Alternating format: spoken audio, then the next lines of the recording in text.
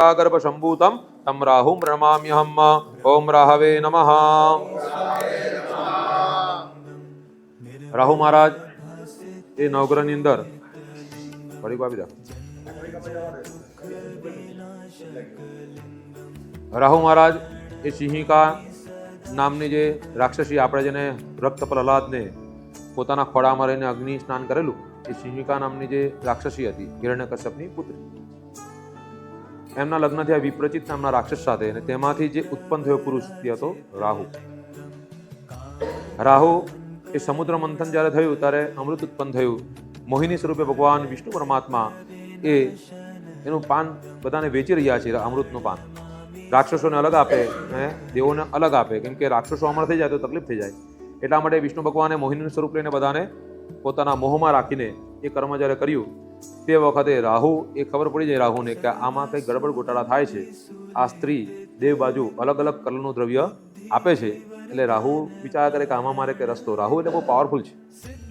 એને વિચાર કરે કે મારે કંઈક આમાં કરવું જોઈએ. એટલે તરત જ એમણે દેવનું સ્વરૂપ લીધું, દેવોની પંથમાં બેસી ગયા અને મોહિની સ્વરૂપે ભગવાન વિષ્ણુ પરમાત્મા જ્યારે અમૃત પાન એને કરાવે છે તો હાથમાં લીધું ને જેવું અંદર મોઢામાં મૂક્યું, તે સમયે ભગવાન સૂર્ય અને ચંદ્ર એ જોઈ ગયા કે આ તો રાહુ છે. વિષ્ણુ ભગવાનને મોહિની સ્વરૂપને એમણે ઈશારો કર્યો કે આ તા રાક્ષસ છે, રાહુ છે. એટલે વિષ્ણુ ભગવાન તરત પોતાના સ્વરૂપમાં આવ્યા અને સુદર્શન ચક્રથી રાહુના મસ્તકનો ગળામાંથી વેધ કર્યો, એટલે કે પૂરી કાપી નાખી. પણ અમૃત અંદર જતું રહ્યું હતું. એમાંથી એક બિંદુ નીચે શરીરમાં ગયું, બાકીનું મોઢામાં રહી ગયું. તો એને કારણે ભગવાનના રાહુના બે સ્વરૂપ થયા, રાહુ અને કેતુ. એક રાક્ષસમાંથી બે અમર રાક્ષસ મળ્યા. બે ગ્રહો એવા એકદમ ખતરનાક આવી ગયા કે જેને કારણે તકલીફ ઊભી થઈ. એમ નવગ્રહ બન્યા, બાકી 7 જ હતા. તો આ રાહુ ભગવાન જે હતા તેને અમર તત્વ પ્રાપ્ત થયું. એટલે ભગવાનના સ્વરૂપે નવગ્રહમાં એમને સ્થાન આપવામાં પડ્યું, કેમ કે અમર છે.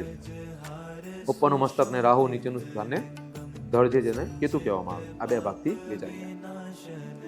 આ રાહુ મહારાજ એ ખૂબ જ પાવરફુલ ગ્રહ છે. અને એ જ્યારે પણ સારા ભાવમાં હોય, એટલે કે 11મા ભાવમાં પડેલો હોય, 3જા ભાવમાં પડેલો હોય, એ લોકોના એના કારક ભાવ છે આ બધા. એમાં જો હોય તો તમને આરામહારી સ્થિતિની પ્રાપ્તિ કરવા માટે ક્યારે કોઈ રોકી નથી શકતું. એકદમ સાહસવાળી વૃત્તિ પ્રાપ્ત કરાવે, કોઈ ન રોકી શકે. રાહુ 10મા ભાવમાં જો સારી સ્થિતિમાં હોય ને તો કોઈ એને અટકાવી ન શકે. કાર્યક્ષેત્રમાં ગમે એટલા ખરાબ કામ કરીને પણ પોતાનું કાર્ય સિદ્ધ કરી શકે. ખરાબમાં ખરાબ કામ કરી શકે, કોઈ જાતનું કઈ વસ્તુને નડતી, સારામાં સારું કામ બી એટલું કરી શકે એવી સ્થિતિ રાહુ આપે છે. રાક્ષસી ગ્રહ છે ને, કોઈને અટકવા ન દે, કોઈને આગળ તકવા જ નથી દેતું. અને એ જ રાહુ જો 6ઠ્ઠા ભાવમાં હોય તો કોઈ શત્રુનો શક્તિ જ નથી કે તમારી સામે આવે. બધા ગભરાય તમારી પાછળ જઈને જ વાત કરે, આગળ કોઈ આવી જ ન શકે. તમારી પાછળ બધું ચર્ચા કરી શકે પણ આગળ આવે તો તકલીફ પડી જાય, એટલો ગભરાયેલો. ત્યારે શત્રુના સ્થાનમાં રાહુ, એ 6ઠ્ઠા ભાવમાં રાહુ હોય તો રાહુનું ફળ બહુ વિશેષ છે. પણ એ રાહુ ખરાબ તત્વના ગ્રહ હોવાથી, રાક્ષસી વૃત્તિના હોવાથી, એને જ્યારે આપણે ઉત્તમ કરવા જઈએ, એને જો સારી સ્થિતિ આપવા જોઈએ તો આપણા જીવનમાં ખરાબ સ્થિતિ સૌથી વધી જાય છે. એટલા માટે રાહુના નંગો મોટા ભાગે પહેરવામાં આવતા નથી, કેતુના પણ નંગ પહેરવામાં આવતા. એના માટે એક જ કામ કરવામાં કે શિવની ઉપાસના કરવાની. શિવની ઉપાસના કરો એટલે રાહુ અને કેતુ તમને ખરાબ ફળ આપી શકતા નથી. બાકી કોઈ દેવની તાકાત નથી કે રાહુના માટે તમારું ફળ ઓછું કરી શકે. એક જ શિવ પાસે. એની બી સ્ટોરી મેં તમને આગળ કરી છે, તમને યાદ હશે, બરાબર? તો એ રાહુ એ નારદ મુનિથી પ્રભાવિત થઈને માતા પાર્વતી પાસે ગયા અને સુંદર સ્ત્રી, પાર્વતી જેવું કોઈ સુંદર નહીં. એટલે વિચાર કરે હું જો આટલો તાકાતવાર છે તો મને તો આ રત્ન મારું હોય ને, લાસ્તી રત્ન મારું થાય. એટલે પાર્વતી માતાને કહે કે તમે તો અહીંયા આટલી સુંદર સ્ત્રી છે ને આ જોગીની બાજુમાં બેહી રહેલા છે, આમ થાય, આ તો અઘોરી છે, ભસ્મ લેપન કરે છે, એનો કોઈ દેખાવ કંઈ સારો છે નહીં. શિવ બાજુમાં હતા, આની બાજુમાં તું બેસીને શું કરે કે તમારી સાથે ચાલતા ઐશ્વર્ય આપે. એટલે માતાજીને ગમે તેવા શબ્દ, ખરાબ વાચનો બોલ્યા, એને કારણે માતાજી ગુસ્સે થઈ ગયા. અને માતાજી ગુસ્સે થયા એટલે માતાજીનો પ્રકોપ થયો. પણ રાહુ તો અમર, કંઈ થાય નહીં ને. વિચાર કરી કે હવે શું? એટલે બાજુમાં માતાજીને ઈશારો કરે કે આ આવું બધું કરે છે, તમે કંઈક બેઠાને યોગ કર્યા કરે, કંઈક કહેવું નહીં, બરાબર છે? એટલે ભગવાન શિવ તે જ સમયે તરત પોતાની ત્રીજું નેત્ર ખોલે છે. અને ભગવાન શિવનું ત્રીજું નેત્ર જેવું ખુલ્યું તો રાહુની પાછળ એ અગ્નિ દોડે છે. રાહુને અતિશય પીડા, કોઈ જગ્યા પર એને સંતોષ ના હોય, કોઈ જગ્યા પર શાંતિ નહીં. ત્રીજું નેત્રનો અગ્નિ એટલે કોઈ વસ્તુ ચાલે નહીં, સર્વશ્રેષ્ઠ તાકાત. પીડાથી પીડાતા રાહુ બધી જગ્યા ફરે પણ કોઈ જગ્યા પર કોઈ રસ્તો ન મળે. અંતે કંટાળીને છેલ્લે ગુરુના ચરણમાં આવ્યા, નારદ મુનિના ચરણમાં આવ્યા. નારદ મુનિએ જેમને શિક્ષા આજ્ઞા કરેલી કે તું જજે ત્યાં સ્ત્રી પાસે. સ્ટોરી બહુ ઘણી લાંબી છે પણ શોર્ટમાં કહી દઉં. એટલે ગુરુનું પાછું ચરણ પકડ્યું. ગુરુ હંમેશા ઉદ્ધાર કરે.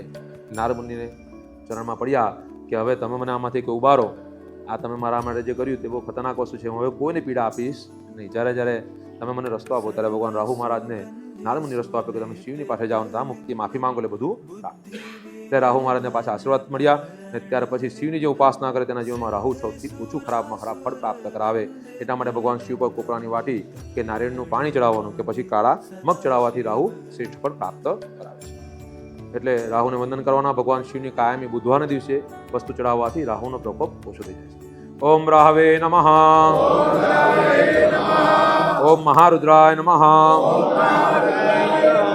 ઓમ ત્રયંબકં જજામહે